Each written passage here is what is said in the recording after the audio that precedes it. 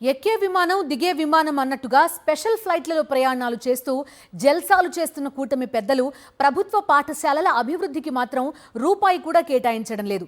గత వైఎస్ జగన్మోహన్ రెడ్డి పాలనలో మనబడి నాడు నేడు పేరుతో ప్రభుత్వ పాఠశాలల్లో ఆధునిక వసతులు కల్పిస్తే నేటి చంద్రబాబు ప్రభుత్వం ఆ పేరు చెప్పి చందాల వసూలుకు తెగబడుతోంది. దాతలు ఇచ్చే చందాలతోనే పాఠశాలల్లో వసతులు కల్పిస్తామంటోంది.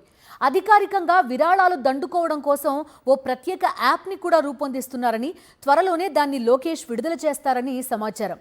వైఎస్ జగన్మోహన్ రెడ్డి ప్రభుత్వ పాలనలో మనబడి నాడు నేడు పేరుతో చేపట్టిన ప్రభుత్వ పాఠశాలల అభివృద్ధి కార్యక్రమాన్ని చంద్రబాబు ప్రభుత్వం నిర్లక్ష్యం చేస్తోంది.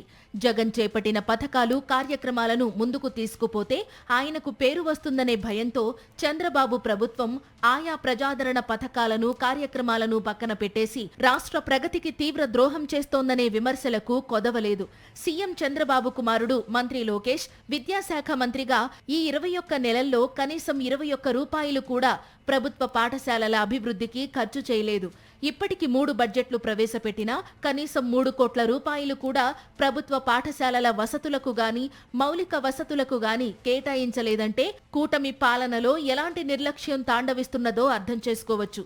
అధికార టీడీపీ నేతలు కార్పొరేట్ విద్యా సంస్థలతో కాసుల ఒప్పందం కుదుర్చుకున్నారు కాబట్టే సర్కార్ బడిని పట్టించుకోలేదనే విమర్శలు వెల్లువెత్తుతున్నాయి. కార్పొరేట్ విద్యాలయాలకు ధీటుగా ప్రభుత్వ పాఠశాలలు తయారు కావాలనే వైఎస్ జగన్మోహన్ రెడ్డి ఆకాంక్షలకు తూట్లు పొడిచేలా ఏకంగా నాడు నేడు పథకానికే మంత్రి లోకేష్ మంగళం పాడేశారని వైఎస్ఆర్సీపీ నేతలు మండిపడుతున్నారు.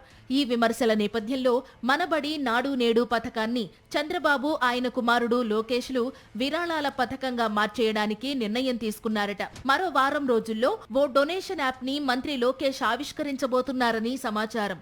మనబడికి మన విరాళమని ఓ పథకాన్ని రూపొందించి ప్రభుత్వ పాఠశాలల అభివృద్ధి పేరుతో చందాలు దండుకోవాలని బాబు సర్కార్ నిర్ణయించడం పట్ల విద్యావేత్తలు విస్మయం వ్యక్తం చేస్తున్నారు. ప్రభుత్వ ఖజానా నుంచి సర్కార్ బడులకు 1 రూపాయి కూడా వెచ్చించకుండా వాటి పేరుతో 6,000 కోట్లు విరాళాలు సేకరించాలని కూటమి ప్రభుత్వం నిర్ణయించడం వివాదాస్పదంగా మారింది. ఒక పక్క కూటమి పెద్దలు ప్రత్యేక విమానాల కోసం విపరీతంగా ఖర్చు చేస్తూ మరొక పక్క ప్రభుత్వ బడుల కోసం నిధులు విడుదల చేయకుండా విరాళాలు దండుకోవాలని నిర్ణయించడం విద్యార్థులను, వారి తల్లిదండ్రులను, విద్యావేత్తలను, టీచర్లను విస్తుపరుస్తోంది.